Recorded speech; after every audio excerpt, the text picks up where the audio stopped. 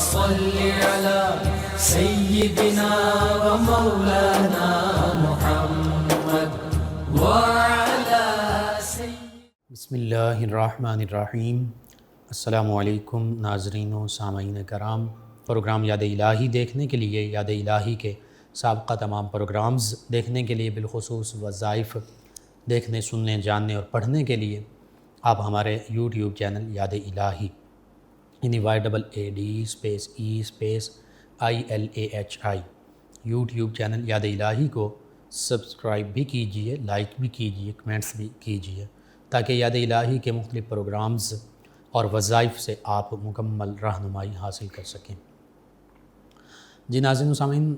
Programme یاد الہی میں روزانہ عظیم ہستیوں کے تذکارے پاک کیے جاتے ہیں، اور اس کے ساتھ ساتھ کچھ ایسے موضوعات پر گفتگو ہوتی ہے جن سے آپ کو رہنمائی حاصل ہوتی ہے۔ آج زبان کے حوالے سے جو مختلف لغزشیں ہیں اور گناہ ہیں ان پر گفتگو کریں گے۔ اس سے پہلے کتاب الشفا سے آج کا خصوصی وظیفہ مقدمات میں کامیابی کے وظائف۔ اگر کوئی شخص کسی سخت مقدمے میں گرفتار ہو اور بظاہر بری ہونے کی کوئی امید نہ ہو تو یہ درود پاک بکثرت پڑھے، انشاءاللہ العزیز ضرور کامیابی ہوگی۔ درود پاک، درود و سلام جو ہے وہ سماعت کر لیجئے۔ الصلاۃ والسلام علیک یا سیدی یا رسول اللہ، الصلاۃ والسلام علیک یا سیدی یا رسول اللہ، اغثنا یا رسول الثقلین، اغثنا یا رسول الثقلین، انت حق منیب اللہ، انت حق منیب اللہ۔ تو یہ درود و سلام پڑھیں گے کثرت سے، انشاءاللہ مقدمات میں کامیابی ملے گی۔ دوسرا یہ ہے کہ اسلامی مہینے کے پہلے جمعۃ المبارک سے بعد نماز جمعۃ المبارک تازہ وضو کریں اور صاف ستھرا لباس زیب تن کریں، 2 رکعات نماز صلاۃ الحاجت کی نیت سے ادا کریں، اور پھر خشوع و خضوع کے ساتھ یہ دعا پڑھیں۔ دعا سماعت کر لیں، یوٹیوب چینل یاد الہی سے ڈاؤن لوڈ کر کے دیکھ بھی سکتے ہیں، سن بھی سکتے ہیں، دیکھ بھی سکتے ہیں۔ دعا یہ ہے: اللہم بکا استنجح، اللہم بکا استنجح، وبسمک استفتح، وبسمک استفتح، وبمحمد نبیک الیک اتوجہ، وبمحمد نبیک الیک اتوجہ، اللہم ذلل لی صعوبتہ، اللہم ذلل لی صعوبتہ، وسہل لی حزونتہ، وسہل لی حزونتہ، وارزقنی من الخیر، وارزقنی من الخیر اکثر مما ارجو، اکثر مما ارجو، واصرف عنی من الشر، واصرف عنی من الشر اکثر مما اخاف، اکثر مما اخاف۔ اس میں نبی اللہ رب العزت کی بارگاہ سے دعا کی جا رہی ہے، اللہ کے وسیلے سے، اللہ کے اسم مبارکہ کے وسیلے سے کشادگی کی، نجات کی، اس پریشانی سے نکلنے کی نبی کریم صلی اللہ علیہ وآلہ وسلم کا وسیلہ اللہ کی بارگاہ میں پیش کیا جا رہا ہے، اور یہ دعا مانگی جا رہی کہ میری مشکلات آسان ہو جائیں، میرے غم دور ہو جائیں، ان میں آسانیاں ہوں، پریشانیوں میں مجھے خیر اور بھلائی والا رزق ملے، اور شر سے مجھے موڑ دے، برائی سے مجھے دور رکھ جس سے انسان ڈرتا ہے۔ تو یہ دونوں وظائف آپ اپنے مقدمات میں کامیابی کے لیے ضرور کیجئے، بالخصوص اگر آپ حق پر ہیں تو پھر تو لازمی کیجئے۔ اپنے اعزاء، اقربا، رشتہ دار، دوست، احباب، پڑوسی، محلے دار، امت مسلمہ تک پہنچائیے۔ میرے آپ کے، ہمارے بتانے سے ہمارے کسی بھی مسلمان بہن بھائی، کسی مسلمان فرد کا فائدہ ہوتا ہے۔ انشاءاللہ یہ ہمارے لیے دین و دنیا آخرت میں بھلائی، فائدے اور نجات کا باعث ہوگا۔ اللہ سبحانہ و تعالی ہمیں آسانیاں عطا فرمائے، آسانیاں بانٹنے والا بنائے، مشکلات سے ہماری حفاظت فرمائے، آمین۔ ناظرین و سامعین، زبان کی برائیاں اور زبان کو گالی، غیبت، چغلی، بہتان تراشی، الزام تراشی سے، ان برائیوں سے بچنا، اور اس حوالے سے قرآن و حدیث کی تعلیمات کیا ہیں۔ سب سے پہلے سورۃ الحجرات، اس کا دوسرا رکوع اور دوسرے رکوع کی ابتدائی آیات بینات تفصیل کے ساتھ جاسوسی، کسی کے عیب جوئی کرنا، عیب تلاش کرنا، کسی کی ٹوہ میں لگے رہنا، اسی طرح کسی کا مذاق اڑانا، کسی کے بارے میں بدگمانی کرنا، پھر کسی کی پیٹھ پیچھے اس کی برائی بیان کرنا، اور اگر ایسی برائی جو اس میں نہ ہو تو بہتان، اور اگر ہے تو غیبت، یہ سارے حرام کام ہیں۔ قرآن مجید فرقان حمید میں بھی ان سے روکا گیا ہے۔ سورۃ الحجرات کے دوسرے رکوع کی ابتدائی آیات بینات، ان کا ترجمہ، ان کی تفصیل سے پڑھیے تو پتہ چل جاتا ہے، رونگٹے کھڑے ہو جاتے ہیں کہ اللہ رب العزت نے ان تمام کاموں کو جو بالخصوص زبان یا ہمارے دیگر افعال کی برائیاں ہیں، دیگر معاملات میں برائیاں ہیں، ان کو حرام فرمایا ہے، ان سے بچنے کا حکم دیا ہے، ان سے روکا ہے۔ اسی طرح حدیث مبارکہ میں بالخصوص نیکی کسے کہتے ہیں، اور پھر بندہ مومن کا معاملہ کیسا ہونا چاہیے اخلاق اور کردار کے حوالے سے، گفتگو اور زبان کے حوالے سے، تو امام مالک نے، امام احمد بن حنبل نے موطا امام مالک اور مسند احمد بن حنبل میں ان روایات کو نقل کیا، امام ترمذی نے بھی، دارمی نے، امام بیہقی نے۔ تو ترمذی اور ابن ماجہ میں جو حدیث مبارکہ وہ یوں ہے، نبی کریم صلی اللہ علیہ وآلہ وسلم نے ارشاد فرمایا کہ جو چیز انسان کو سب سے زیادہ جنت میں داخل کرنے والی ہے، جنت کی ضمانت دینے والی چیز، فرمایا وہ تقوی اور حسن خلق ہے، حسن اخلاق ہے، یعنی حسن خلق اور تقوی ظاہری گناہوں سے بچنا ہے، باطنی تقوی جو ہے وہ اللہ تعالیٰ کی جو نشانیاں ہیں ان کی تعظیم بجا لانا ہے، یہ دل کا تقوی ہے۔ تو تقوی بھی جنت میں لے جانے کا عمل ہے، یعنی بندے کا عقیدہ بھی درست ہو اور عمل بھی بہتر ہو، ایمان بھی بالکل کامل ہو اور عمل بھی صالح ہو، یہ پہلی چیز ہے جنت میں لے جانے والی۔ اور اس کے ساتھ ساتھ دوسری چیز حسن اخلاق، کردار، لوگوں کے ساتھ رویہ، معاملات بہتر ہوں، اچھے ہوں، تو یہ بھی جنت میں لے جانے والی چیز ہے۔ تو یہ دو چیزوں کے بارے میں فرمایا کہ تقوی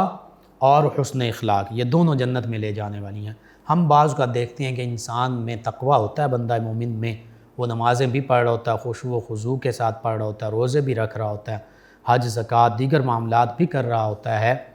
تقوی ہوتا ہے اور عقیدہ بھی درست ہوتا ہے، لیکن بعض اوقات اس کا اخلاق جو ہے، اخلاق اور کردار، دوسرے لوگوں کے ساتھ رویہ وہ برا ہوتا ہے، کسی کو گالی دے دی، کسی کی غیبت کر دی، کسی پر الزام تراشی کر دی، بہتان لگا دیا،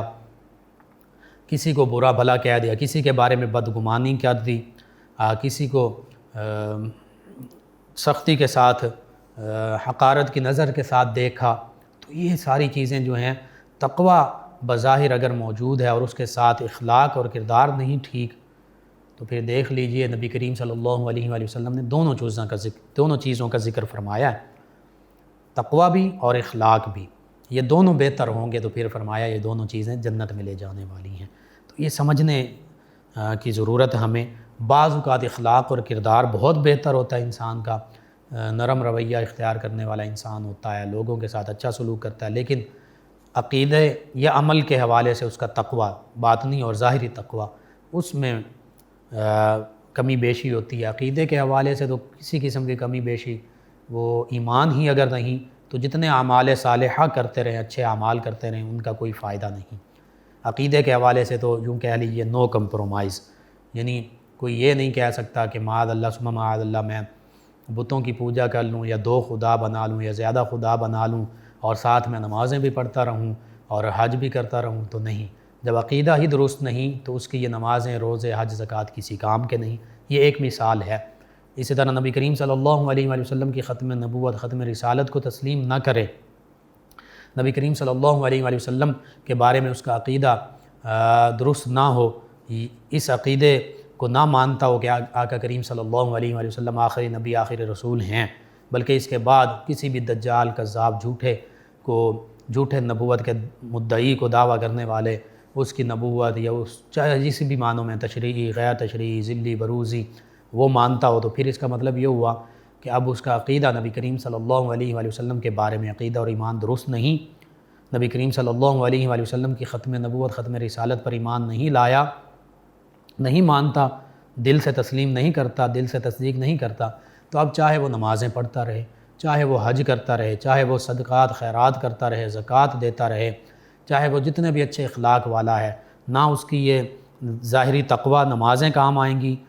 نہ حج، نہ صدقہ خیرات، کوئی نیکی کام نہیں آئے گی اللہ کے راستے میں بھی، اور لوگوں کے ساتھ حسن سلوک بھی اس کے کام نہیں آئے گا، کیونکہ بنیادی چیز تھی عقیدہ، جو کہ باطنی تقوی تھا۔ ذَلِكَ وَمَن يُعَظِّمْ شَعَائِرَ اللَّهِ فَإِنَّهَا مِن تَقْوَى الْقُلُوبِ۔ اللہ فرماتا ہے جو اللہ کی نشانیوں کی، شعائر کی تعظیم کرتا ہے، ادب احترام بجا لاتا ہے، یہی تو دلوں کا تقوی ہے۔ اور اللہ کی سب سے بڑی نشانی اس کائنات میں اللہ کے پیارے حبیب صلی اللہ علیہ وآلہ وسلم ہیں۔ آپ کا ادب احترام، تعظیم، محبت اور آپ پر مکمل ایمان لانا یہ ضروری ہے، اس کے بغیر کوئی بھی عمل جو ہے وہ فائدہ نہیں دے گا۔ حقیقت یہ ہے کہ نبی کریم صلی اللہ علیہ وآلہ وسلم کی ختم نبوت، ختم رسالت پر ایمان لانا، یہی جیسے اللہ کی وحدانیت پر ایمان لانا ضروری ہے، ایسے اللہ کے نبی صلی اللہ علیہ وآلہ وسلم کی رسالت پر ایمان لانا ضروری ہے، اور اس طرح کہ آپ آخری نبی، آخری رسول ہیں، آپ کے بعد کسی بھی معنی میں، کسی بھی صورت میں کوئی نیا نبی نہیں، کوئی نیا رسول نہیں۔ تو یہ سمجھنے کی بات یہ ہے کہ اگر باطنی تقوی اور عقیدہ اور ایمان ہی درست نہیں ہے، اس میں کجی ہے، کمی ہے، خامی ہے، اور نظریات اور ایمان اور عقائد یہ غلط ہیں، تو پھر نہ ظاہری تقوی کام آئے گا، عبادات کام آئیں گی، نہ حسن اخلاق کام آئے گا۔ پھر آقا کریم صلی اللہ علیہ وآلہ وسلم نے اسی فرمان میں آگے یوں ارشاد فرمایا اور جو چیز انسان کو سب سے زیادہ جہنم میں لے جانے والی ہے وہ دو جوفدار چیزیں ہیں۔ فرمایا منہ جس کے اندر زبان ہے، اور شرمگاہ۔ فرمایا یہ دو چیزیں ایسی ہیں جو انسان کو سب سے زیادہ جہنم میں لے جانے والی ہیں۔ اب اس حدیث مبارکہ میں پہلے زبان کا ذکر ہے،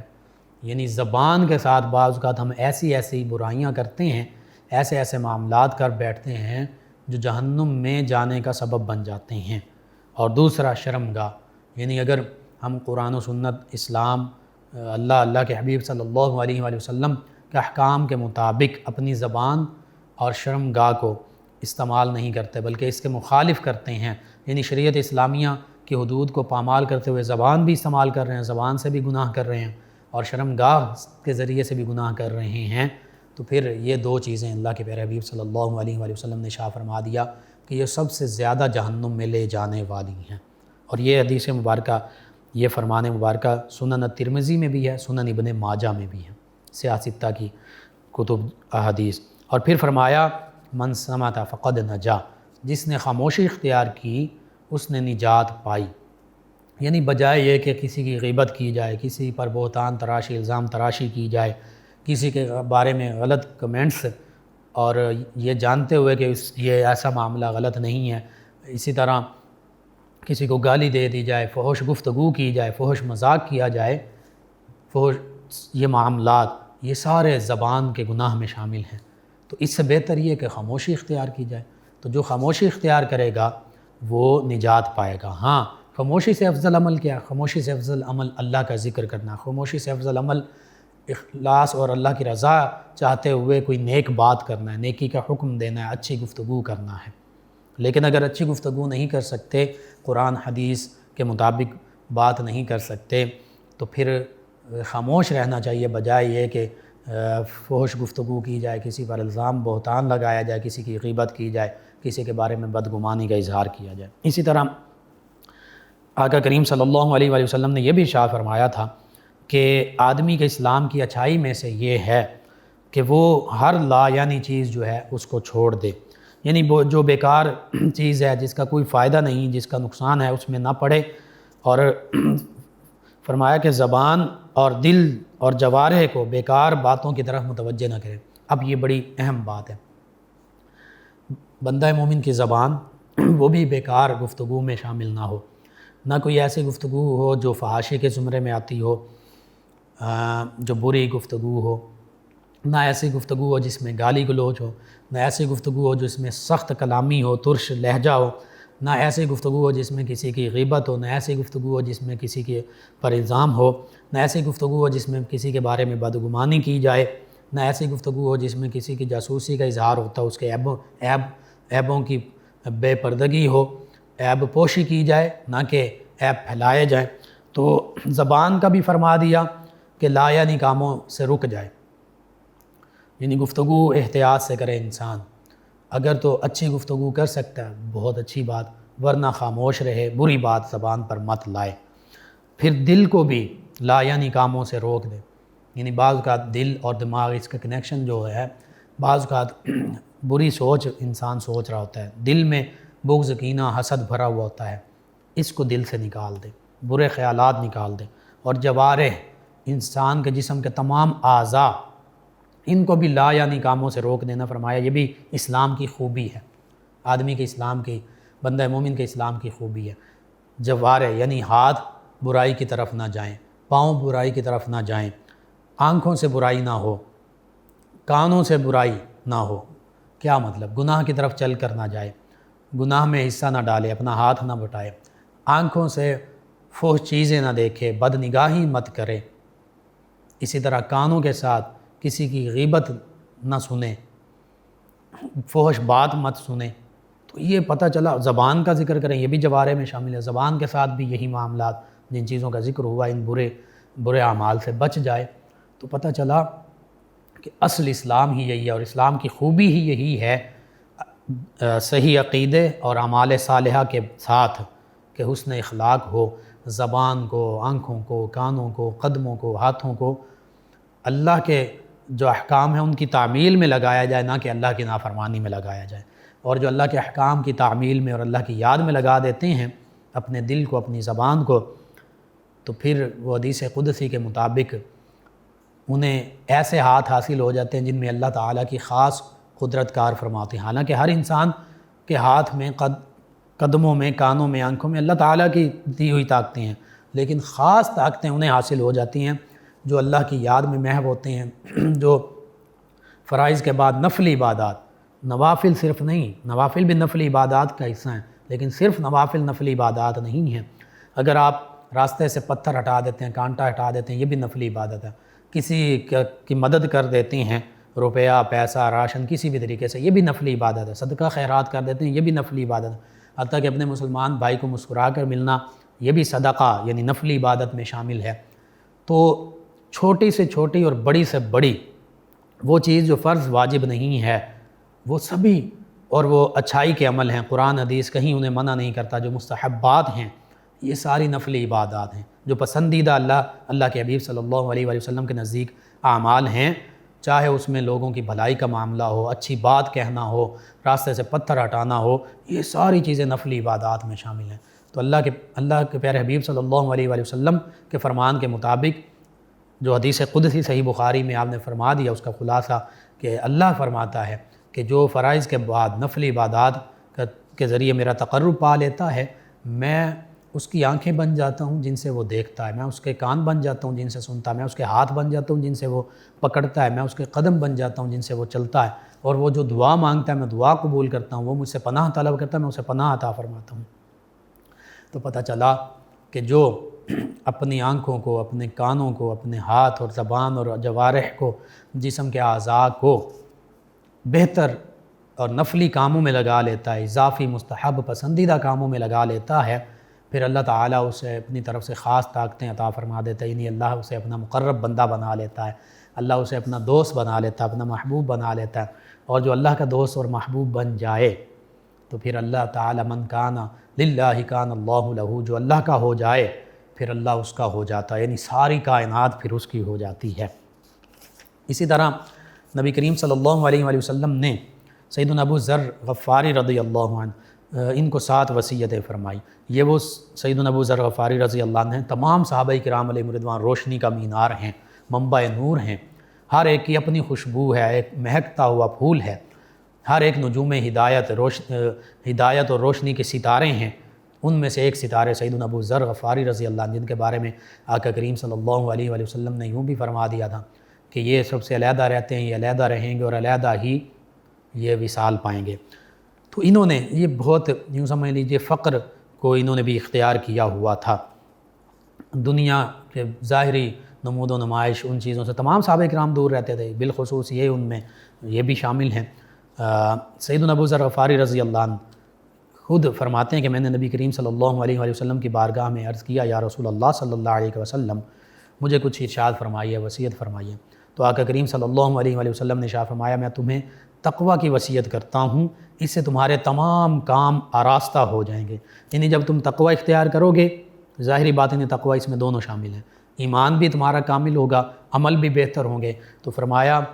اس سے تمہارے تمام کام آراستہ ہو جائیں گے، تمہارے تمام معاملات، تمہارے تمام کام خوبصورت ہو جائیں گے، زندگی خوبصورت ہو جائے گی۔ پھر یہ کہتے ہیں کہ میں نے عرض کیا کہ اور وصیت فرمائیے، تو آقا کریم صلی اللہ علیہ وآلہ وسلم نے ارشاد فرمایا کہ تلاوت قرآن کریم اور ذکر اللہ کو لازم کر لو کہ اس کی وجہ سے تمہارا ذکر آسمان میں ہوگا اور زمین میں تمہارے لیے نور ہوگا۔ کتنی خوبصورت بات۔ ہم گفتگو کرتے ہیں، کسی کی غیبت کر رہے ہوتے ہیں، کسی کی چغلی کر رہے ہوتے ہیں، کسی پر بہتان لگا رہے ہوتے ہیں، کسی کے عیب لوگوں کے سامنے کھول کر بیان کر رہے ہوتے ہیں، عیبوں کی یوں کہہ لیجئے کہ پردہ دری کر رہے ہوتے ہیں، پردہ پوشی، عیب چھپانے کے بجائے عیب لوگوں کے سامنے بیان کر رہے ہوتے ہیں، بعض کا سچے بعض کا جھوٹے۔ سچے ہوں تو وہ بہتان میں غیبت میں شامل ہوتے ہیں، وہ غلط ہوں یعنی خود بخود ایسے ہی بنا کے پیش کر رہے ہیں اپنی طرف سے، تو پھر وہ بہتان میں چلے جاتے ہیں، بہتان میں شامل ہیں۔ لیکن اللہ کے پیارے حبیب صلی اللہ علیہ وآلہ وسلم کیا فرما رہے ہیں؟ یہ میرے لیے، آپ کے لیے، ہم سب کے لیے قیمتی موتی ہیں۔ فرمایا کہ تلاوت قرآن کریم اور اللہ کے ذکر کو اپنے اوپر لازم کر لو، قرآن مجید فرقان حمید پڑھتے رہو، اللہ اللہ کرتے رہو، درود پاک، ذکر اللہ میں اللہ کے حبیب صلی اللہ علیہ وآلہ وسلم کا ذکر بھی شامل ہے، درود پاک پڑھتے رہو، نعتیں پڑھتے رہو، حمد پڑھتے رہو، بالخصوص تلاوت قرآن کریم اور ذکر اللہ کا ذکر آ گیا۔ اور فرمایا اس سے تمہارا ذکر آسمان میں ہوگا۔ یہ بھی حدیث مبارکہ میں ہے کہ جو زمین پر اللہ کا ذکر کرتا ہے، آسمان میں اللہ تعالیٰ مالا اعلیٰ میں فرشتوں میں اس کا ذکر، اس کے چرچے بلند فرما دیتا ہے۔ اور پھر فرمایا زمین میں تمہارے لیے نور ہوگا، روشنی ہی روشنی ہوگی، وہ ایمان کا نور بھی ہے، وہ اعمال صالحہ کا نور بھی ہے، وہ باطنی نور بھی ہے، وہ باطنی فراست بھی ہے۔ پھر یہ فرماتے ہیں کہ میں نے عرض کیا یا رسول اللہ صلی اللہ علیہ وسلم، اور مجھے اور ارشاد فرمائیے، وصیت فرمائیے۔ آقا کریم صلی اللہ علیہ وآلہ وسلم نے فرمایا کہ زیادہ خاموشی کو لازم کر لو، اور فرمایا کہ اس سے شیطان دفع ہوگا۔ جب زیادہ خاموش رہو گے تو پھر شیطان تم سے دور رہے گا، کیونکہ جو انسان بلا سوچے سمجھے بولتا جاتا ہے اس کے زبان کی برائیاں بڑھتی جاتی، بعض اوقات وہ غیبت کا کوئی جملہ بول دے گا، کسی پر بہتان لگا دے گا، کسی کا عیب جو ہے اس کا پردہ فاش کر دے گا، کوئی نہ کوئی ایسی بات، کسی کے بارے میں بدگمانی کر دے گا، کسی کو حقارت کے لفظوں سے کسی کے بارے میں حقارت کے آمیز لفظ بول دے گا، یعنی تکبر کا اظہار کر دے گا، تو مختلف برائیوں میں مبتلا ہو جائے گا۔ اور فرمایا جب تم خاموشی کو لازم کر لو گے تو شیطان دفع ہوگا اور تمہیں دین کے کاموں میں مدد ملے گی، یعنی تمہارے دین کے معاملات بہتر ہو جائیں گے۔ سیدنا ابو ذر غفاری رضی اللہ عنہ فرماتے ہیں میں نے پھر عرض کیا اور ارشاد فرمائیے، فرمایا زیادہ ہنسنے سے بچو۔ آج یہ ساری برائیاں ہم میں موجود ہیں، بولتے بھی زیادہ ہیں، ہنستے بھی زیادہ، اور قہقہے لگا کر ہنستے ہیں۔ فرمایا زیادہ ہنسنے سے بچو کہ یہ دل کو مردہ کر دیتا ہے اور چہرے کے نور کو دور کر دیتا ہے۔ زیادہ ہنسنے سے کیا ہوگا؟ دل مردہ ہو جائے گا، ضمیر مردہ ہو جائے گا۔ جب دل ہی مردہ ہو گیا تو پھر برائی محسوس نہیں ہوگی، پھر فحش بات محسوس نہیں ہوگی، پھر کسی کا مذاق، اس کی کتنی وہ حرام ہے، اس کا کتنا گناہ ہے وہ ہمیں محسوس نہیں ہوگا، غیبت محسوس نہیں ہوگی، بہتان محسوس نہیں ہوگا۔ آج ہمارا معاملہ یہی ہو چکا ہے، زیادہ بولنے کی وجہ سے، ہنسنے کی وجہ سے دل مردہ ہو چکے ہیں، مختلف برائیوں میں، زبان کی برائیوں میں ہم مبتلا ہو چکے ہیں، اور چہرے کے نور کو دور، چہرے کے جو حقیقی نور ہے، جو بندہ مومن کے چہرے پر روشنی ہوتی ہے، نور ہوتا ہے، اور ایک خوبصورت چہرہ ہوتا ہے، دیکھنے والے کو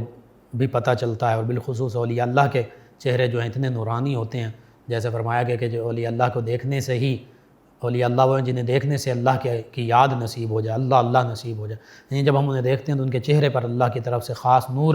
انہیں ملا ہوتا ہے، وہ نظر آتا ہے تو اللہ کی یاد ہمیں آ جاتی ہے کہ یا اللہ تو نے اپنے اس بندے کو کیسا نور عطا فرمایا۔ وہ اللہ کی یاد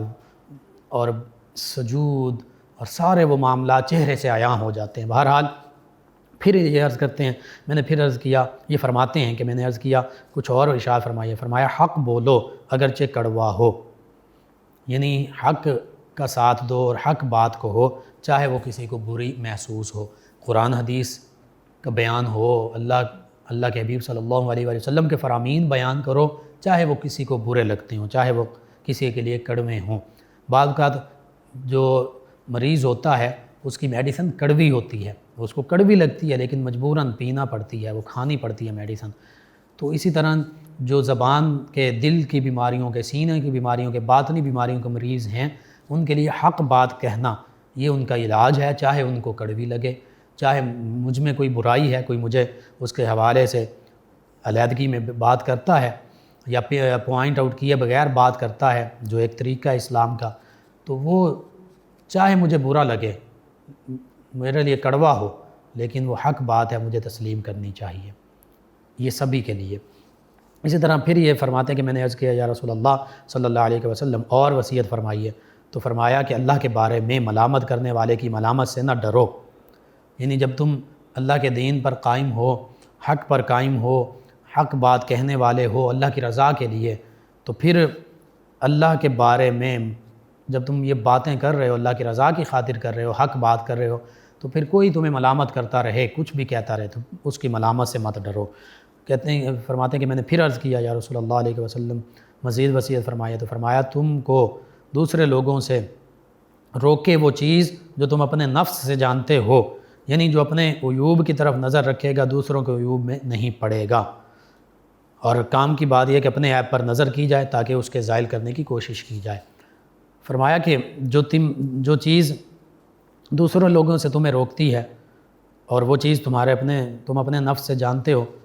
تو پھر اس سے تم بچ جاؤ، یعنی تمہارے اندر بھی کچھ عیب ہوں گے، تم چاہتے ہو کہ یہ میرے عیب لوگوں تک نہ پہنچاتے پھریں، بلکہ میرے عیبوں کی اللہ تعالیٰ بھی پردہ پوشی فرمائے، لوگ بھی اس پر پردہ کریں، اور حقیقت بھی یہی ہے، ایسا ہی ہونا چاہیے۔ اللہ تعالیٰ ستار العیوب ہے، عیبوں پر پردہ فرمانے والا، پردہ پوشی فرمانے والا۔ من ستر مسلماً سترہ اللہ یوم القیامہ، اللہ رب العزت کے پیارے حبیب صلی اللہ علیہ وآلہ وسلم نے ارشاد فرمایا، جو اس دنیا میں اپنے مسلمان بھائی کے عیب پوشی کرے گا، پردہ پوشی کرے گا، اس کے عیب لوگوں کو بیان نہیں کرے گا بلکہ اس کے عیبوں پر پردہ ڈالے گا، تو فرمایا اللہ رب العزت کل روز محشر، روز قیامت اس کے عیبوں کی پردہ پوشی فرمائے گا۔ تو یہ بہت بڑی بات ہے۔ آج ہم لوگوں کے عیب جوئی کر رہے ہوتے ہیں، عیب لوگوں تک، ایک بندے کے عیب دوسرے کو بیان کر رہے ہوتے ہیں، اگر ہم اس سے بچ جائیں گے تو کل روز محشر ہماری بھی پردہ پوشی ہو جائے گی، اللہ تعالی ہمارے گناہوں کو چھپا لے گا، اللہ تعالیٰ تو ہر چیز پر قادر ہے۔ تو یہ 7 وصیتیں بہت خوبصورت وصیتیں آقا کریم صلی اللہ علیہ وآلہ وسلم نے جو ارشاد فرمائیں، اگر ہم ان کو اپنی زندگی میں اپنا لیں تو انشاءاللہ ہم بہت سی برائیوں سے بچ سکتے ہیں، اور بالخصوص زبان کی برائیوں سے بھی بچ سکتے ہیں۔ اسی طرح بعض اوقات ہم زبان سے بد دعا کر دیتے ہیں اولاد اور اموال پر، اس معاملے کو بھی دیکھنا چاہیے۔ اپنے اوپر، اپنی اولاد پر، اموال پر بد دعا آقا کریم صلی اللہ علیہ وآلہ وسلم نے فرمایا کہ نہ کرو۔ 3 چیزوں کا ذکر، اپنے اوپر بد دعا نہ کرو اپنے بارے میں، اسی طرح اپنی اولاد کے بارے میں بد دعا نہ کرو، اپنے اموال کے بارے میں بد دعا نہ کرو۔ فرمایا کہیں ایسا نہ ہو کہ یہ بد دعا اس ساعت میں، اس گھڑی میں، اس لمحے میں، اس وقت میں ہو جس میں دعا اللہ سے کی جائے تو وہ قبول ہو جاتی ہے، یعنی کچھ مقبول ساعتیں بھی ہیں، کچھ ایسی گھڑیاں ہیں، کچھ ایسے لمحات ہیں، کچھ ایسے اوقات ہیں کہ جن میں جو دعا کی جائے یا بد دعا کی جائے وہ فوراً قبول ہو جاتی ہے۔ تو اللہ کے پیارے حبیب صلی اللہ علیہ وآلہ وسلم نے فرمایا کہ یہ 3 بد دعائیں کبھی نہ کرو، نہ اپنے بارے میں کہ یا اللہ میرے ساتھ ایسا کر دے، بعض کا بندہ مایوسی میں کہہ دیتا ہے کہ مجھے موت آ جائے، مجھے فلاں ہو جائے، اس طرح کے جملے بول دیتا ہے۔ بعض وقت اپنی اولاد سے تنگ آ کر کہہ دیتا ہے تجھے موت آ جائے، تجھے یہ ہو جائے، مختلف جملے بولتا ہے، تیرے ساتھ ایسا معاملہ ہو جائے۔ بعض وقت اپنے موال کے بارے میں بول دیتا ہے۔ تو اللہ کے پیارے حبیب صلی اللہ علیہ وآلہ وسلم نے اس سے منع فرمایا کہ زبان پر ایسی گفتگو نہیں لانی، ایسے کلمات نہیں لانے، ہو سکتا ہے وہ مستجاب اوقات ہوں، دعاؤں کی قبولیت کے اوقات ہوں اور وہ قبول ہو جائیں۔ اسی طرح آقا کریم صلی اللہ علیہ وآلہ وسلم نے فرمایا جو شخص دوسرے کو فسق اور کفر کی تہمت لگا گیا، یہ بہت اہم بات ہے، بلا وجہ اگلے بندے میں فسق بھی نہیں ہے، گناہ بھی نہیں ہے اور کفر بھی نہیں ہے، تو فرمایا جو دوسرے شخص کو فسق اور کفر کی تہمت لگائے، اور وہ دوسرا شخص جس پر گناہ اور کفر کی تہمت لگائی جا رہی ہے، تہمت کہتے ہی اسی کو ہیں جو اگلے میں معاملہ نہ ہو، بہتان اور تہمت اور جھوٹا اس پر الزام لگا دیا جائے، فرمایا اور وہ ایسا نہ ہو جس پر فسق اور کفر کی تہمت لگائی جا رہی ہے، تو فرمایا یہ فسق اور کفر اس کہنے والے پر لوٹ آئے گا۔ اس کا سادہ انداز میں یوں سمجھیے کہ کسی مسلمان کو اور اس کا عقیدہ بھی درست ہے، عقیدہ درست ہونے کے باوجود اس کو کافر کہہ دینا اور وہ کافر نہیں ہے، تو فرمایا یہ کفر اس کہنے والے پر لوٹ آئے گا، یہ کافر ہو جائے گا۔ اور اسی طرح فسق، ایک بندہ نیک ہے، شریف ہے، اچھے اعمال ہیں، لیکن لوگ اس کے بارے میں برا بھلا کہنے لگ پڑیں کہ نہیں نہیں یہ تو فلاں فلاں ہے، یہ بڑے گناہوں میں مبتلا ہے، اور دیکھا بھی نہ ہو ایسے ہی کہہ دیں، تو پھر یہ فسق بھی اس کی طرف لوٹ آئے گا۔ ہاں یہ ہے کہ حقیقت میں کوئی کافر ہے، جیسے اب کوئی ختم نبوت اور ختم رسالت کو نہیں مانتا، یا کوئی حقیقت میں بتوں کی پوجا کر رہا ہے، درخت کو خدا بنا لیا، آگ کو خدا بنا لیا، تو پھر ایسے شخص کو جو واضح ہے اس کے بارے میں ہم یہ نہیں کہیں گے کہ یہ مسلمان ہے، بلکہ اس کا کفر جو ہے، جس کا کفر واضح ہے، بالکل واضح، اس کے کفر کا ہم بالکل اقرار کریں گے۔ کافر کو کافر کہیں گے، مسلمان کو مسلمان کہیں گے، لیکن مسلمان کو کافر نہیں کہہ سکتے، کافر کو مسلمان نہیں کہہ سکتے۔ اسی طرح آقا کریم صلی اللہ علیہ وآلہ وسلم نے فرمایا، دو شخص گالی گلوچ کرنے والے، انہوں نے جو کچھ کہا سب کا وبال اس کے ذمہ ہے جس نے شروع کیا ہے، جب تک مظلوم تجاوز نہ کرے، یعنی جتنا پہلے نے کہا اس سے زیادہ نہ کہے۔ یہ ایک یوں سمجھ لیجئے کہ دو لوگ ہیں، ایک نے پہل کی گالی گلوچ میں، کوئی غلط بات کہنے میں، لڑائی میں، تو اس کے برابری تک اگر کہے تو یہ چلیں جی ایک برابری کا کہ جی اس نے اتنا کہا تو میں نے بھی اتنا کہہ دیا۔ آگے فرماتے جب تک مظلوم تجاوز نہ کرے، یعنی جتنا پہلے نے کہا اس سے زیادہ نہ کہے۔ اتنی یہ ایک اجازت ہے، لیکن یہ ضروری نہیں کہ اگر اس نے برا بھلا کہا ہے تو یہ بھی برا بھلا کہتا رہے۔ بہتر یہی ہے، اسلام کی خوبی یہی ہے کہ یہ رک جائے، یہ اس کو برا بھلا نہ کہے، یہ زیادہ بہتر ہے۔ لیکن اگر ہمارے مجبوری اب اس کے بارے میں وہ بات کہنا چاہوں گا، غالباً سیدنا علی المرتضیٰ کرم اللہ وجہہ الکریم نے فرمایا تھا کہ جو تم سے تکبر سے پیش آئے اس سے زیادہ تکبر سے پیش آئے۔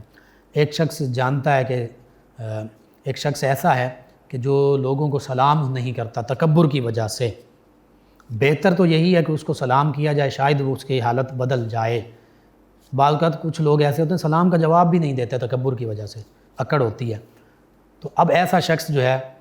اس کو ساتھ نرمی محبت کے ساتھ سب کچھ سمجھایا جائے، لیکن سب کچھ سمجھانے کے باوجود، اچھا رویہ رکھنے کے باوجود بھی وہ تکبر سے پیش آ رہا ہے، تو پھر ایسے شخص کے ساتھ تکبر کا معاملہ کیا جا سکتا ہے۔ یعنی اگر وہ تکبر کی وجہ سے سلام نہیں کرتا تو آپ بھی اس کو چھوڑ دیں، سلام نہ کریں۔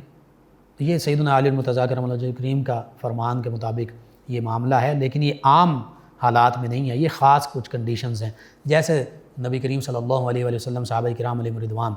جب پہلے عمرے کے لیے تشریف لے گئے مکہ المکرمہ، تو کفار کہنے لگے یہ کیا طواف کریں گے، معاذ اللہ ثم معاذ اللہ، یہ تو بالکل سوکھے ہوئے ہیں، کمزور ہیں ان کے جسم اور بدن۔ تو آقا کریم صلی اللہ علیہ وآلہ وسلم نے فرمایا کہ رمل کرو، یعنی پہلے 3 چکر غالباً جو ہیں ان کو اکڑ کر چلو، طواف کرتے ہوئے اکڑ کر چلو، سینہ تان کر چلو، حالانکہ اللہ کا گھر ہے کعبۃ اللہ، تو وہاں پر، اور یہ اب تک یہ معاملہ یہی طواف کا حصہ بن گیا کہ پہلے 3 چکروں میں رمل کرنا ہے، بالکل سینہ تان کر چلنا ہے۔ تو یہ ان کفار کو دکھانے کے لیے تھا، ان کے تکبر کے لیے تھا، ان کا تکبر توڑنے کے لیے تھا، ان کو بتانے کے لیے۔ تو یہ چند ایک خاص کنڈیشنز ہوتی ہیں، یہ عام معاملات میں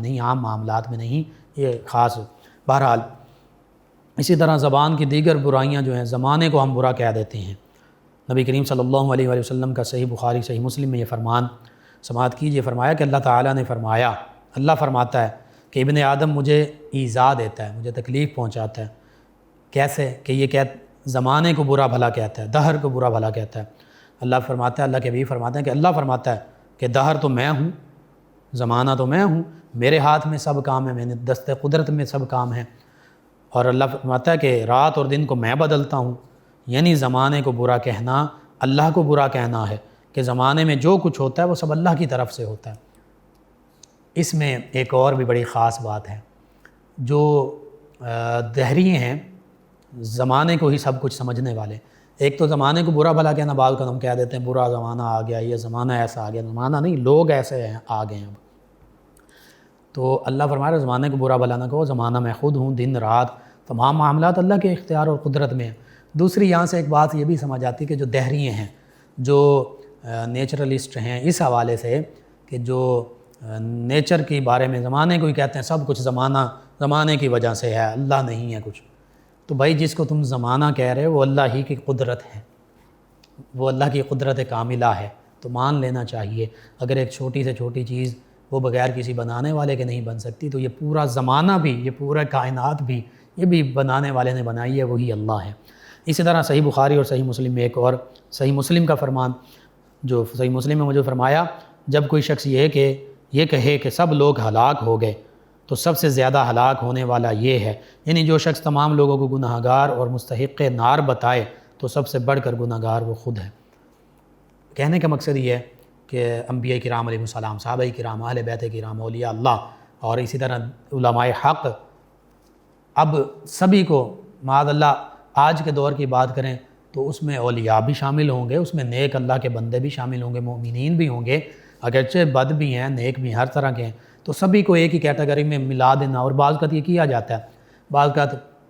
علماء کے خلاف جب بات کرنی ہے تو بس سب کو رگڑ دیا جاتا ہے۔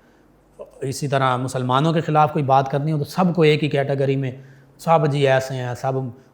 کوئی اللہ کا ولی نہیں ہے، اور یہ سب یہ ہے اور فلاں ہے۔ بہرحال اس سے بھی بچنا چاہیے۔ اسی طرح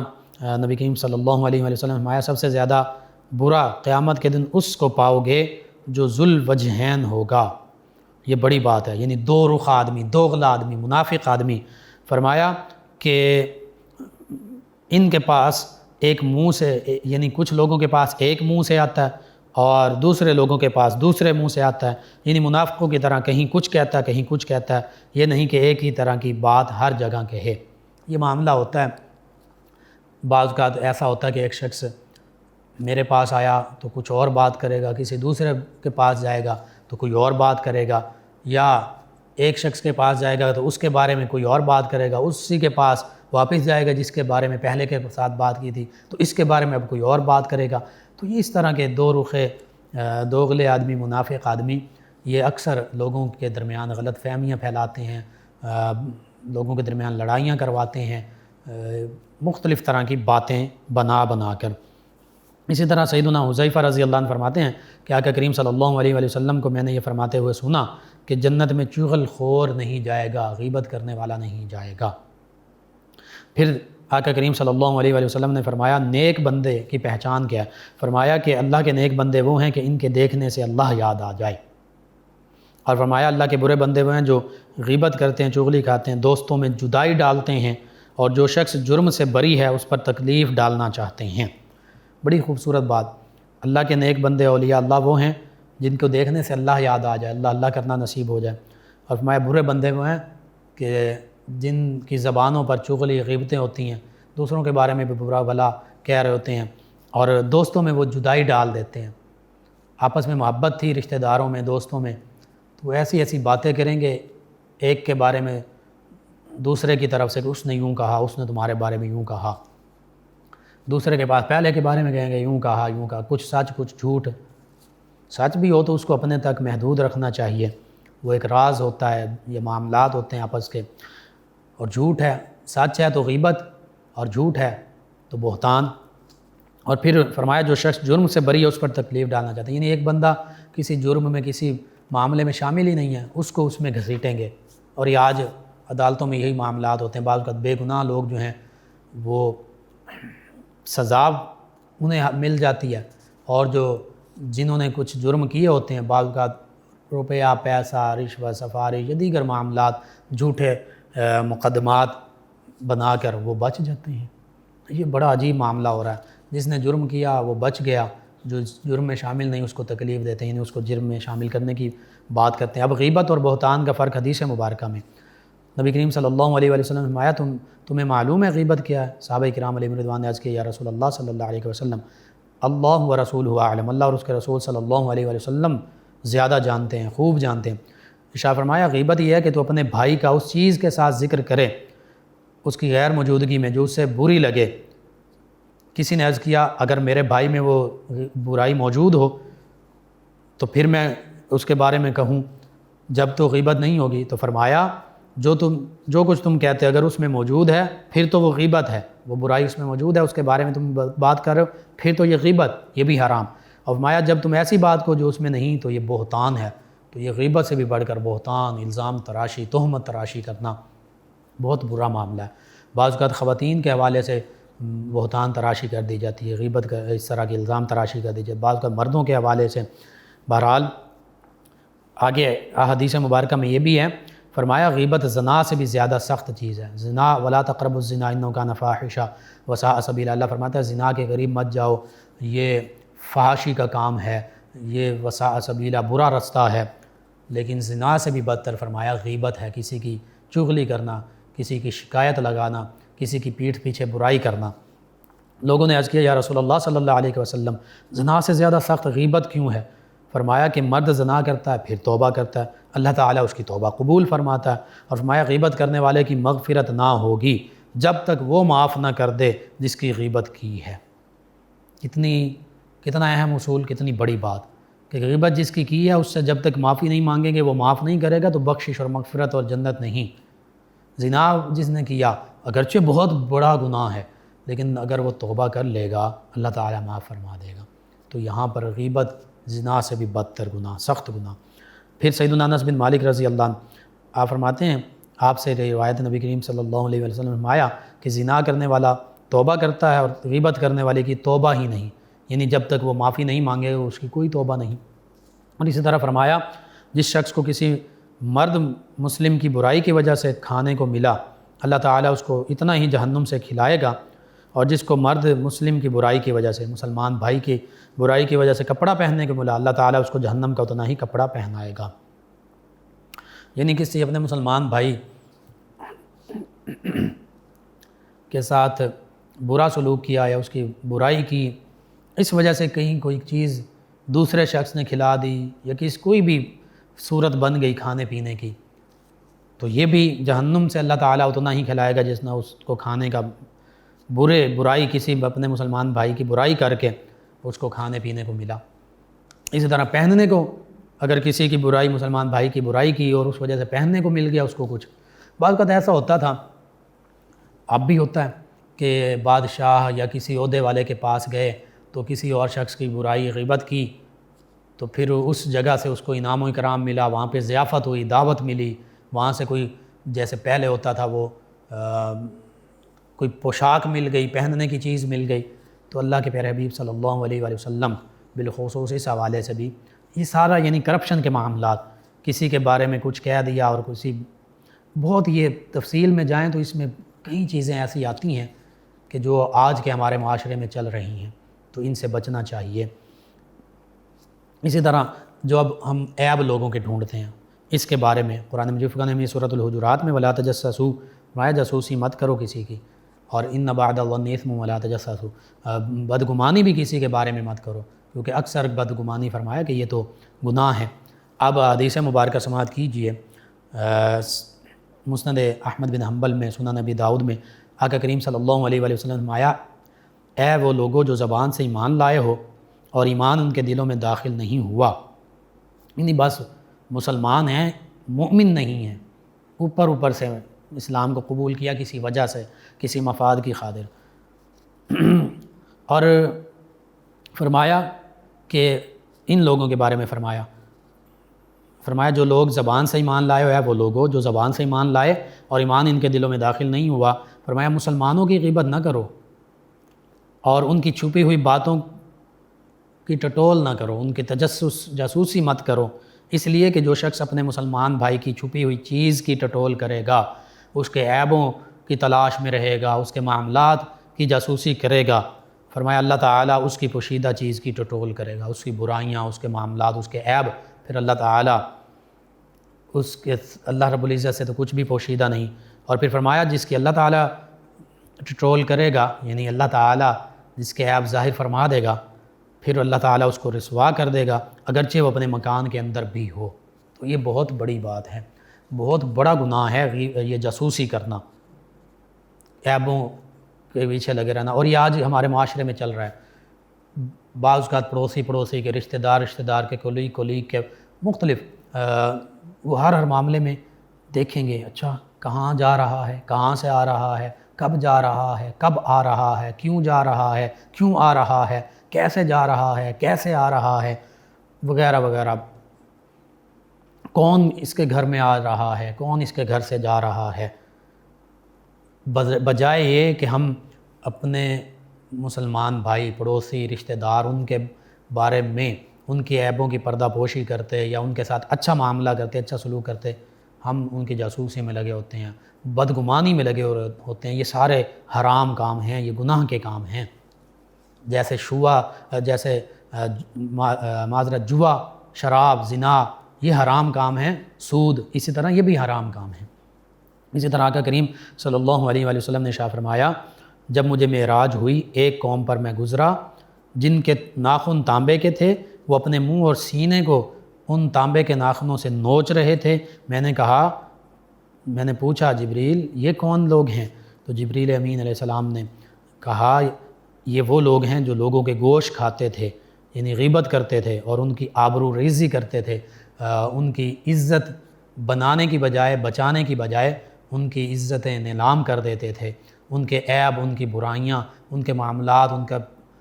پردے فاش کر دیا کرتے تھے، ان کی پگڑیاں اچھالا کرتے تھے اور بلا وجہ اچھالا کرتے تھے۔ ہاں اگر کوئی بہت ظالم ہے، کوئی فاسق ہے جس کے ظلم، جس کی برائی سے دوسرے مسلمانوں کو نقصان پہنچ رہا ہے، وہ بیان کیا جا سکتا، وہ غیبت میں نہیں ہے، لیکن عام معاملات جو ایک فرد کے اپنے معاملات ہیں، ذاتی معاملات ہیں، ان کی پردہ پوشی کرنی چاہیے، ان عیبوں کی پردہ پوشی کرنی چاہیے، عیب جوئی بھی نہیں کرنی چاہیے اور عیب فاش بھی نہیں کرنی چاہیے۔ اسی طرح سنن ابی داؤد میں یہ حدیث مبارکہ آقا کریم صلی اللہ علیہ وآلہ وسلم نے فرمایا کہ جہاں مسلمان مرد کی، کسی مسلمان شخص کی حتیٰ کہ حرمت کی جاتی ہو اور اس کی آبرو ریزی کی جاتی ہو، یعنی عزت پامال کی جاتی ہو اور اس کی عزت بجائے بچانے کے عزت کی دھجیاں اڑائی جاتی ہوں، اس کو شرمندہ رسوا کیا جاتا ہو، فرمایا ایسی جگہ جس نے اس کی مدد نہ کی، یعنی اپنے مسلمان بھائی کی ایسی جگہ مدد نہ کی جہاں اس کی عزت جو ہے اس کی حرمت پامال کی جا رہی تھی، عزت نفس پامال کی جا رہی تھی، یا اس کی آبرو ریزی کی جا رہی تھی، اس کو رسوا کیا جا رہا تھا، تو فرمایا جس نے ایسی جگہ اس کی مدد نہ کی، یعنی یہ خاموشی سے سنتا رہا اور ان لوگوں کو منع نہ کیا جو یہ معاملہ کر رہے تھے، تو اللہ تعالیٰ اس کی مدد نہیں کرے گا کہاں؟ جہاں اسے پسند ہو کہ مدد کی جائے۔ یعنی اگر اس کے ساتھ بھی ایسا معاملہ ہو اور یہ چاہتا ہو کہ اب میری کوئی عزت بچا لے، مجھے رسوائی سے بچا لے، تو اس نے کسی کو نہیں بچایا تھا، اپنے مسلمان بھائی کو خاموشی سے سنتا رہا،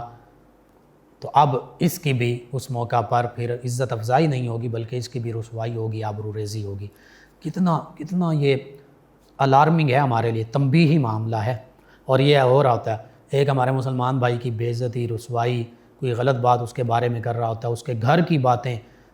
ہیں یا نہیں ہیں، عیب پوشی کرنی چاہیے تھیں بھی تو پھر بھی پردہ پوشی کرنی چاہیے تھی، وہ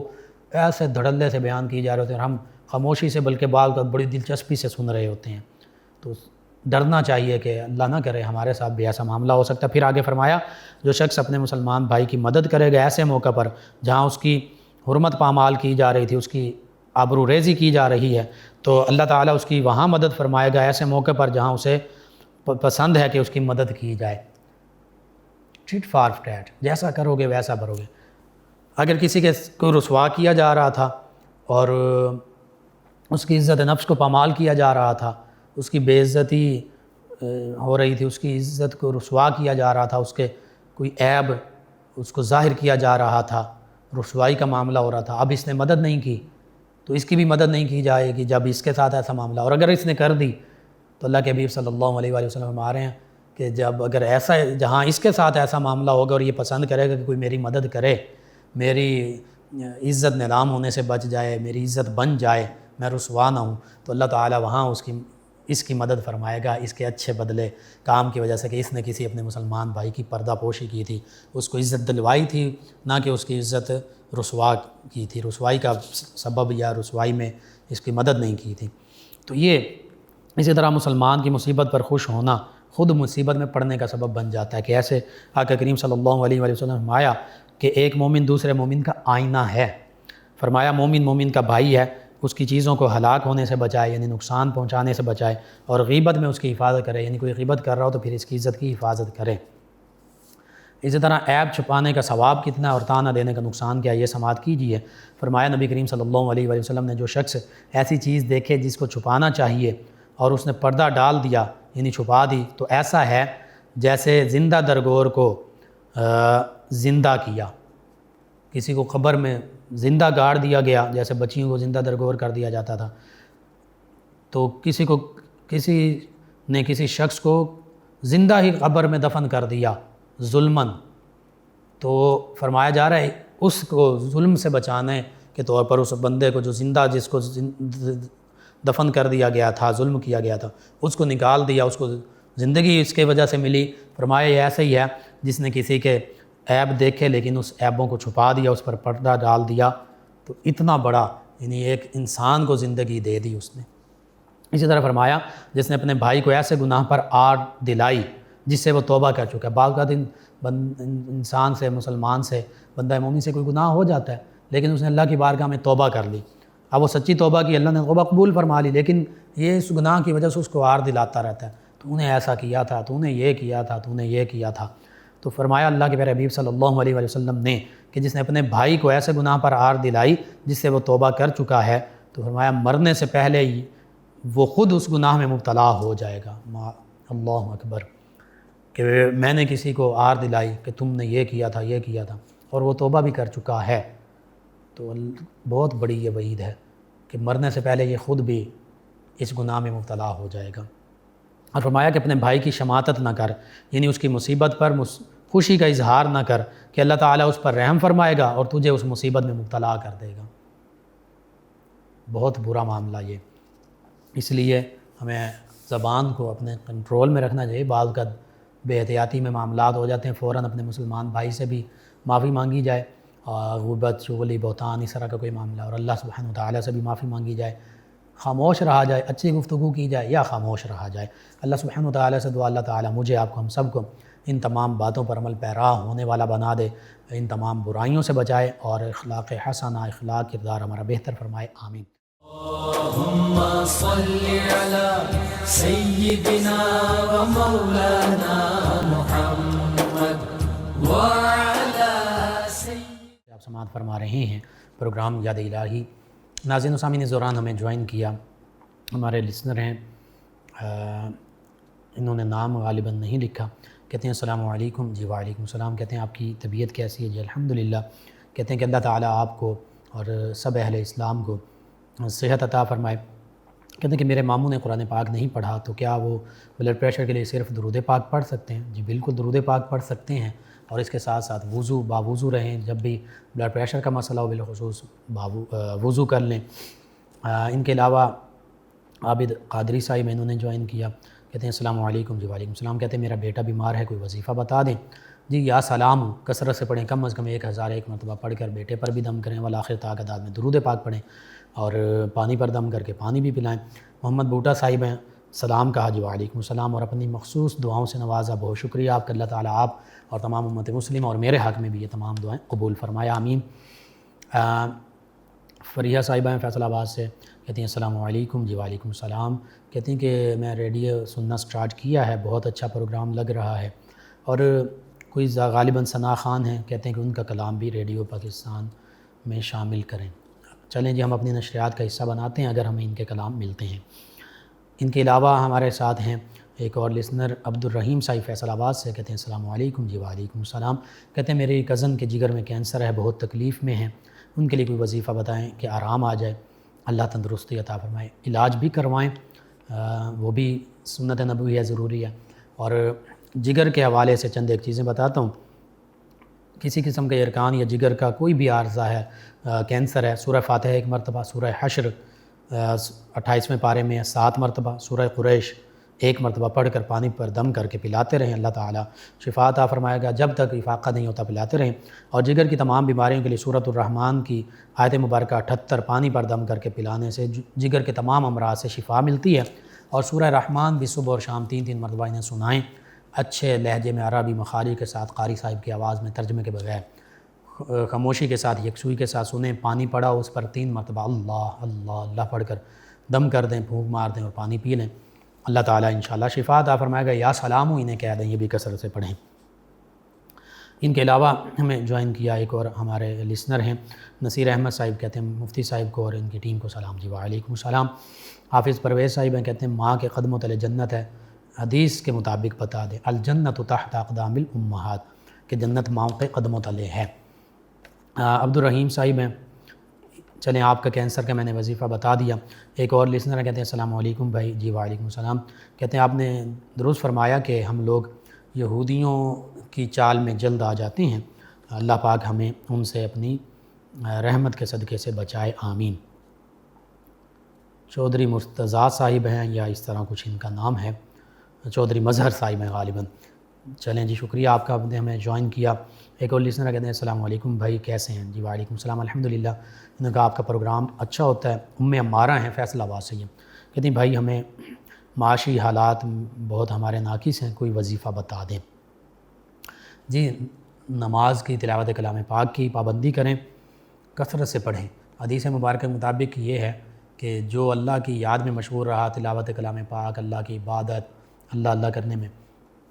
اور اسے دعا مانگنے کا وقت بھی نہ ملا, یہ میں اس کا خلاصہ عرض کر رہا ہوں, مانن بیان کر رہا ہوں مفہوماً, تو فرمایا گیا کہ اللہ تعالیٰ اسے خود غیب سے رزق عطا فرمائے گا. تو یہ سارے معاملات کریں, باوضو رہیں, اور یا رزاقو یا رزاقو یا مسبب الاسباب, اس کی کثرت کریں. جو ظاہری وسائل ہیں, آپ کے بھائی ہیں یا والد صاحب, وہ ان ظاہری جو محنت کے معاملات ہیں وہ بھی کریں, انشاءاللہ اللہ تعالیٰ بہتری فرما دے گا. ایک اور ہمارے لسنر ہیں عابد قادری صاحب, کہتے ہیں تاجدار ختم نبوت زندہ باد. جی بالکل, نبی کریم صلی اللہ علیہ وآلہ وسلم آپ تاجدار ختم نبوت ہیں, زندہ باد, اور لبیک یا رسول اللہ صلی اللہ علیہ وسلم. آپ کا شکریہ. ان کے ساتھ ایک اور ہمارے لسنر ہیں فیاض بھٹی صاحب, فیصل آباد سے ہی ہیں, کہتے ہیں کہ بابا جی خادم حسین رضوی ان کے بیان سنیں. چلیں جی بالکل, آپ کا پیغام ہم نے پہنچا دیا. آپ تمام ویورز, تمام لسنرز کا شکریہ. آپ ہمیں جوائن کرتے ہیں, اپنے فیڈ بیک سے آگاہ کرتے ہیں. ناظرین سامعین, پروگرام یاد الہی کا وقت ختم ہو جاتا ہے. انشاءاللہ کل صبح دوبارہ آپ سے ملاقات ہوگی. پروگرام یاد الہی میں اپنے میزبان محمد لقمان رضا اور ہماری ٹیم کو اجازت دیجیے. اللہ نگہبان. اللہم صل علی سیدنا و مولانا